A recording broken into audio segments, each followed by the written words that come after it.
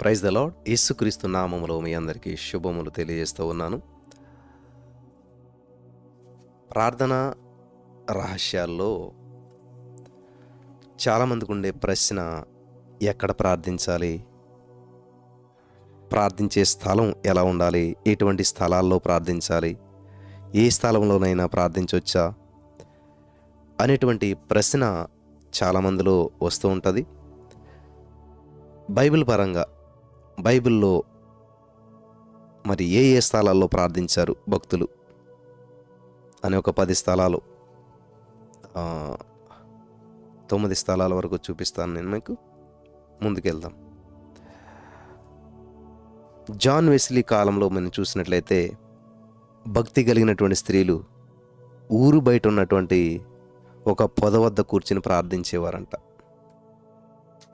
అదే వారికి ఆసక్తితో ప్రార్థించే ప్రార్థనా స్థలమై ఉన్నదంట.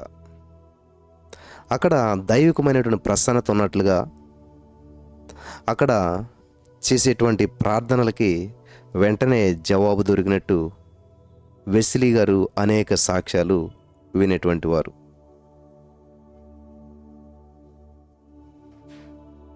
కానీ ఆయన నమ్మేవాడు కాదు. వింటున్నారా? జాన్ వెస్లీ గారి టైంలో, ఆ పూర్వకాలంలో చాలామంది స్త్రీలు అంతా కలిసి వెళ్ళి ఊరు బయట ఒక పొద ఉంటుంది, పొద దగ్గర కూర్చొని ప్రార్థించేవారు. మరి అక్కడ చేసే ప్రార్థన ఆసక్తితో కూడిన ప్రార్థన. అక్కడ దేవుని యొక్క సన్నిధి ఉన్నట్లుగా అక్కడ చేసే ప్రతి ప్రార్థనకి వెంటనే జవాబు దొరికేస్తుంది అన్నట్టు అనేక మంది చెప్పటం, అనేక సాక్ష్యాలు విన్నారంట. కానీ వెస్లీ గారు, జాన్ వెస్లీ గారు నమ్మేవాడు కాదంట. నేను నమ్మను, ప్రభు ఆత్మస్వరూపి, ఆయనకు ఎక్కడైనా ఆరాధించవచ్చు, ఏ ప్లేస్లో అయినా సరే ఆరాధించవచ్చు, ఈ పొద వద్దనే ప్రార్థించాలి, అక్కడే ప్రార్థించాలని ఏమీ లేదు అని ఎగతాళి చేసేవాడు అంట జాన్ వెస్లీ గారు.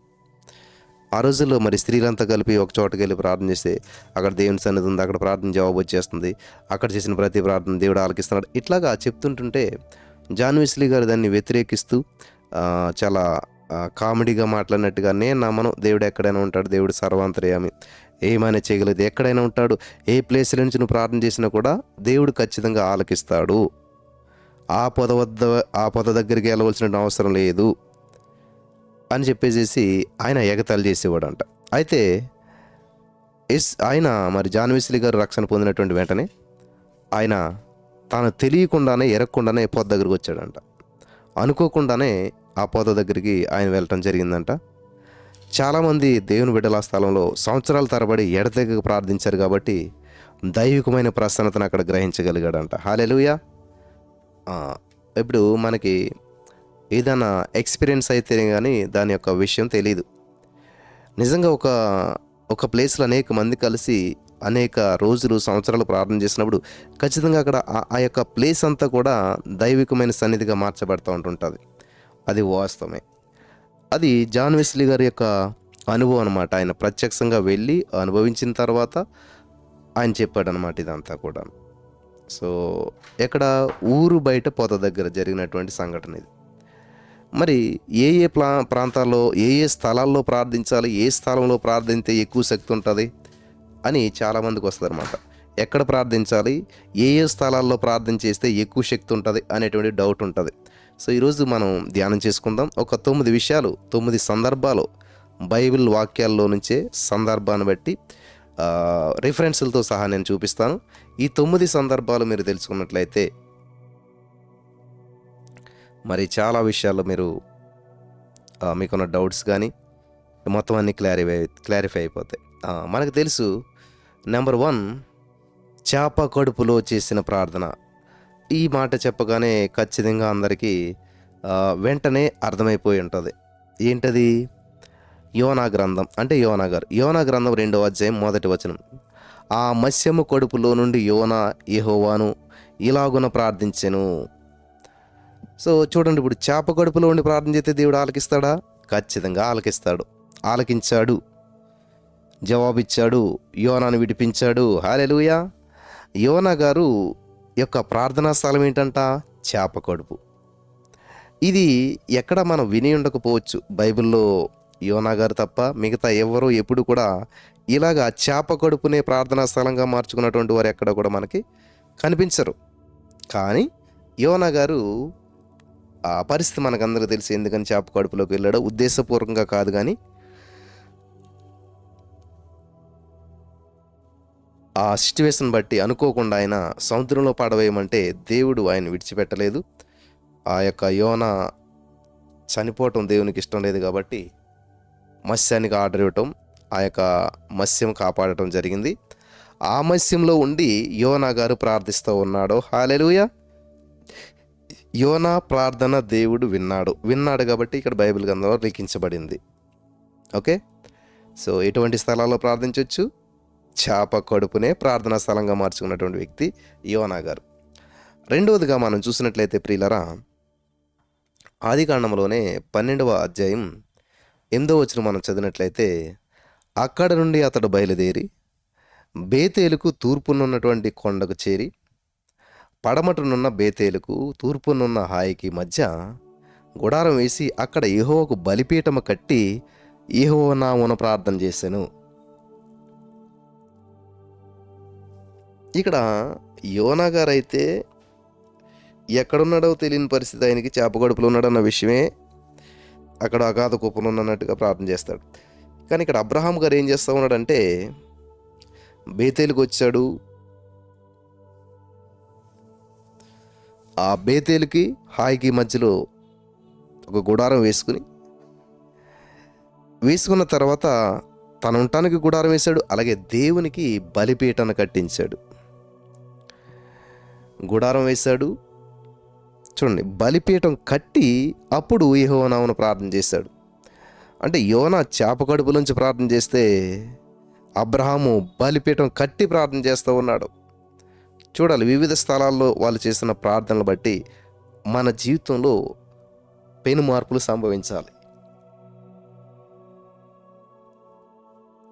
అబ్రహాము గారైతే ఎక్కడో అరణ్య ప్రదేశం లాంటి ప్రదేశంలో ఒక బలిపీఠను కట్టి అక్కడ మోకరించి ప్రార్థన చేశాడు. అక్కడ దేవునికి ప్రార్థన చేశాడు. విన్నాడు కాబట్టి దేవుడిది బైబిల్లో రాయించి పెట్టాడు మనకి. దేవునికి స్తోత్రం కలుగును గాక. నెక్స్ట్ మూడవదిగా మనం చూసినట్లయితే ప్రియులరా, ఆదికాండము 24వ అధ్యాయం 13వ వచనం మనం చదివినట్లయితే,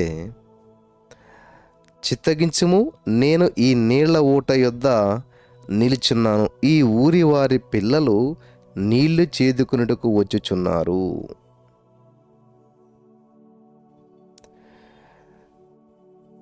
కాబట్టి నేను త్రాగునట్లు నీ కడవను ఉంచుమని నేను చెప్పగా నీవు త్రాగుము, నీ ఒంటెలకు నీకును నీళ్లు పెట్టేదనని ఏ చిన్నది చెప్పునో ఆమెయే నీ సేవకుడైన ఇస్సాకు కొరకు నీవు నియమించిన దయుండును గాక. అందువలన నీవు నా యజమానుని మీద అనుగ్రహం చూపితువని తెలుసుకుందునెను. హల్లెలూయా. గమనించాలి ప్రియులారా, ఇక్కడ ఎవరు మాట్లాడుతున్నారు? ఎవరి గురించి మాట్లాడుతున్నారు?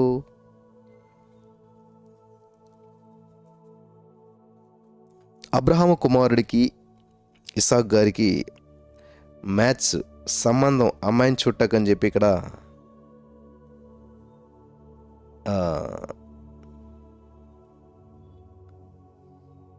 ఎలియాజర్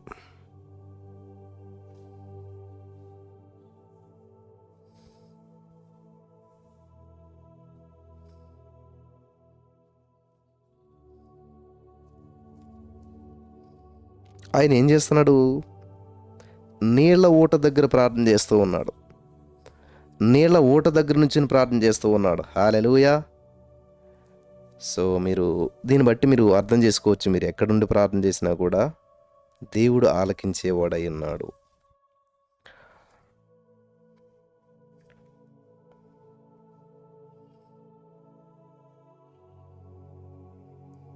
నీళ్ల ఊట దగ్గర ఎలియాజర్ ప్రార్థన చేస్తూ ఉన్నాడు. ఎలియాజర్ ప్రార్థన దేవుడు ఆలకించాడు.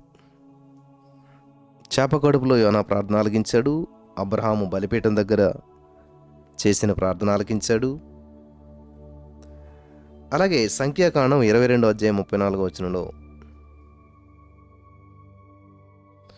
సంఖ్యాకాండం 22 అధ్యాయం 34 వచనం మనం చూసినట్లయితే, అందుకు బిలాము నేను పాపము చేసి తిని నీవు నాకు ఎదురుగా త్రోవలో నిలుచుట నాకు తెలిసినది కాదు, కాబట్టి ఈ పని నీ దృష్టికి చెడ్డదైతే నేను వెనుకకు వెళ్ళదనని యెహోవా దూతతో చెప్పగా.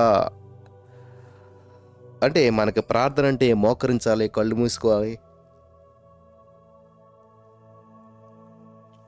అనుకుంటూ ఉంటుంటాం. కాన్వర్జేషన్, దేవునితో మాట్లాడతాం ప్రార్థన అంటే. కాబట్టి ఇక్కడ బిలాము ఏం చేస్తున్నాడు అంటండి, గాడిద వద్ద మాట్లాడుతున్నాడు. ఆ? ఉమ్.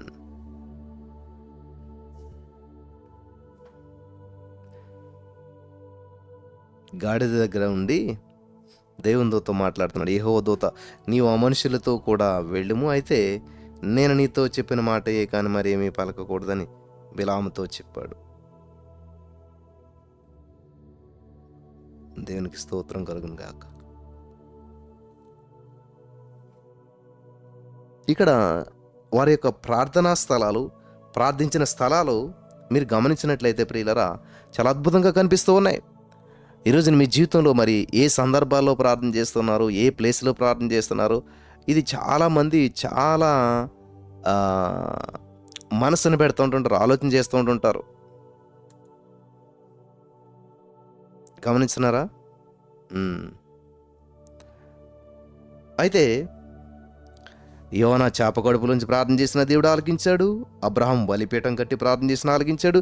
ఎలియేజర్ నీళ్ళ ఊట దగ్గర ప్రార్థన చేసిన ఆలకించాడు. బిలాము గాడిద వద్దుండి అక్కడ ప్రార్థన చేసినా కూడా దేవుడు ఆలకించాడు.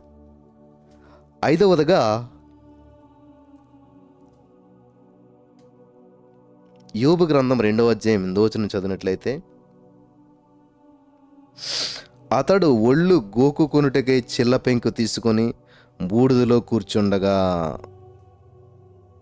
ఇప్పుడు యోబు గారు దేవునితో మాట్లాడుతున్న సంభాషణ అవ్వచ్చు, ప్రార్థన ఎక్కడి నుంచి చేస్తున్నాడు ఆయన, ఇక్కడ స్పష్టంగా రాయబడింది.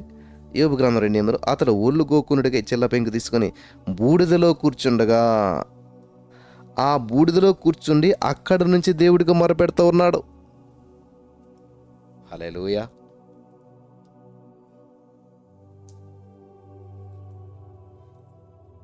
బూడిదలో కూర్చుని దేవునికి మొరపెడుతూ ఉన్నాడు.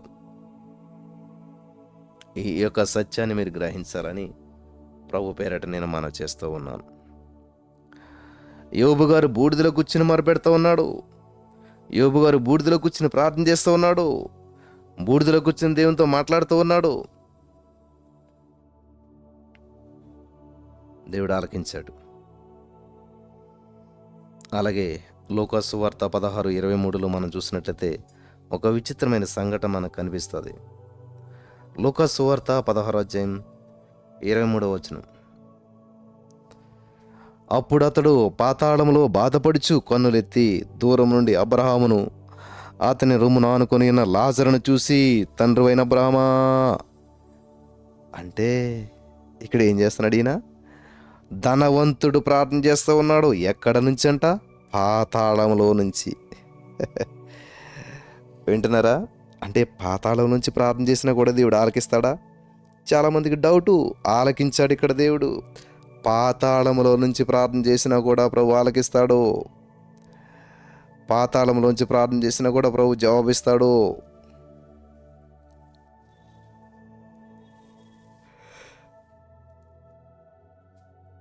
ఈరోజు నీ మాటలు వింటున్న ప్రియులారా, మీరు జీవితాలు పాతాళంలో ఇరుక్కుపోయా, పాతాళంలోని సమస్యల్లో ఇరుక్కుపోయారా?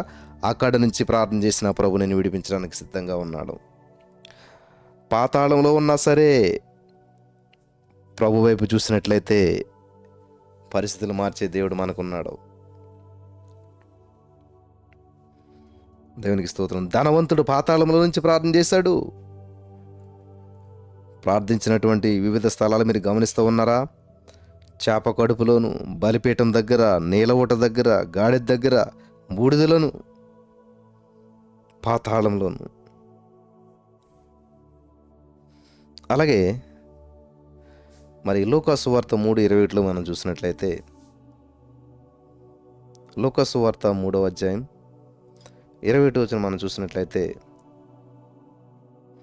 ప్రజలందరూ కూడా బాప్తిసం పొందినప్పుడు యేసుక్రీస్తు ప్రభువారు కూడా బాప్తిసం పొంది ప్రార్థన చేయుచూ ఉండగా ఆకాశం తెరవబడింది. గమనించాలి, యేసుక్రీస్తు ప్రభువారు కూడా బాప్తిసం పొంది ప్రార్థన చేస్తూ ఉన్నాడు. అంటే ఎక్కడా? యేసు ప్రభువారు యోర్దాను నది ఒడ్డున ప్రార్థన చేస్తూ ఉన్నాడు. గమనించాలి, ప్రార్థనా స్థలాలు ఎలా ఉన్నాయో, ఒక్కొక్కరి ప్రార్థనా స్థలం ఎలా ఉన్నదో మీరు గమనించాలి. యేసుక్రీస్తు ప్రభువారు యోర్దాను నది ఒడ్డున ప్రార్థన చేస్తూ ఉన్నాడు, అరణ్యానికి వెళ్ళి ప్రార్థన చేశాడు. ఇంకా చాలా ప్రాంతాలు ఉన్నాయి.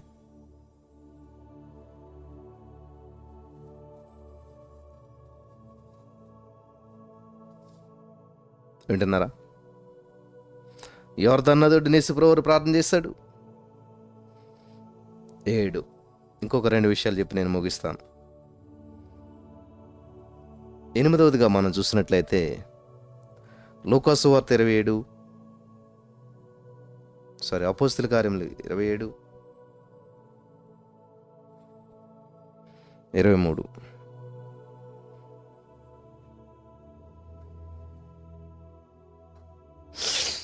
నేను ఎవని వాడనో ఎవని చేవించుచున్నానో ఆ దేవుని దూత గడిచిన రాత్రి నా యొద్దకు నిలిచి, సౌలా భయపడకము, నీవు కసరి ఎదుట నిలిచిన్నది, ఇదిగో నీతో కూడా ఓడలో ప్రయాణమైపోవచ్చున్న వారందరినీ దేవుడు నీకు అప్పగించి ఉన్నాడని నాతో చెప్పాను. ఇక్కడ మీరు గమనించినట్లయితే ప్రియులారా, పౌలు గారు వెళ్తున్నటువంటి పరిస్థితి చాలా అధ్వాన్నంగా మారిపోయింది. ఆ ఓడ పరిస్థితి అదంతా కూడా ధ్వంసమయ్యింది, పాడైపోయింది.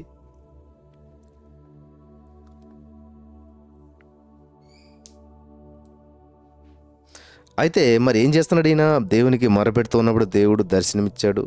దేవుని దూత కనిపిస్తున్నటువంటి సందర్భాన్ని మనం చూస్తూ ఉన్నాం. ఓకే, కాబట్టి ఇక్కడ పౌలు బద్దలైపోయిన ఓడలో ప్రార్థన చేస్తూ ఉన్నాడు. బద్దలైపోయినటువంటి ఓడలో కూర్చుని ప్రార్థన చేస్తున్నాడు. బద్దలైపోయిన ఓడలో కూర్చుని ప్రభుని స్తుతిస్తూ ఉన్నాడు. ఇది చాలా అద్భుతమైన విషయం. ఈరోజు నీ మాటలు వింటున్న ప్రియులారా, యేసయ్య నీతో మాట్లాడుతున్నాడు. జాగ్రత్తగా గమనించాలి. 9వ సందర్భం, చివరి సందర్భం, ఒక మాట, వధించబడిన వారి యొక్క ఆత్మలు బలిపీఠం క్రింద ఉంటాయా అంటారు చాలామంది. ఎస్, ఇక్కడ ప్రకటన గ్రంథం 6వ అధ్యాయం 9వ వచనం మనం చూసినట్లయితే దేవుని వాక్యం సెలవిస్తుంది ఏంటంటే,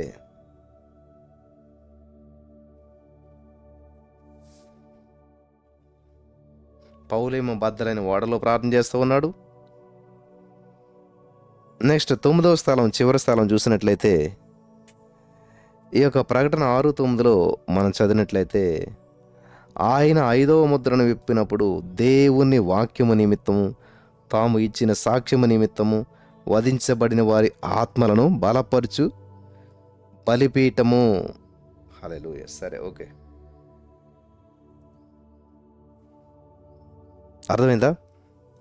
వధించబడిన వారి ఆత్మల బలిపీఠం క్రింద ప్రార్థన చేస్తూ ఉండాలి. వధించబడిన వారి ఆత్మల బలిపీఠం కింద ప్రార్థన చేస్తూ ఉండాలి. సో ఎక్కడ ప్రార్థించాలో అర్థమైంది కదా? ఎక్కడైనా ప్రార్థించవచ్చు, ఎప్పుడైనా ప్రార్థించవచ్చు. Thank you Jesus. ఈ 9 ప్లేసెస్ ఒకసారి, 9 స్థలాలు ఒకసారి చెప్పి నేను ముగిస్తాను.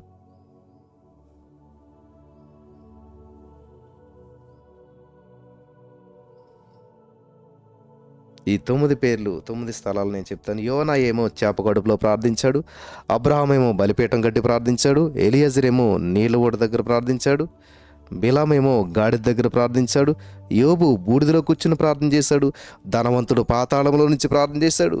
యేసుక్రీస్తు ప్రభువారు యోర్దాను నది ఒడ్డున ప్రార్థన చేశారు. పౌలు బద్దలైన ఓడలో ప్రార్థన చేశాడు.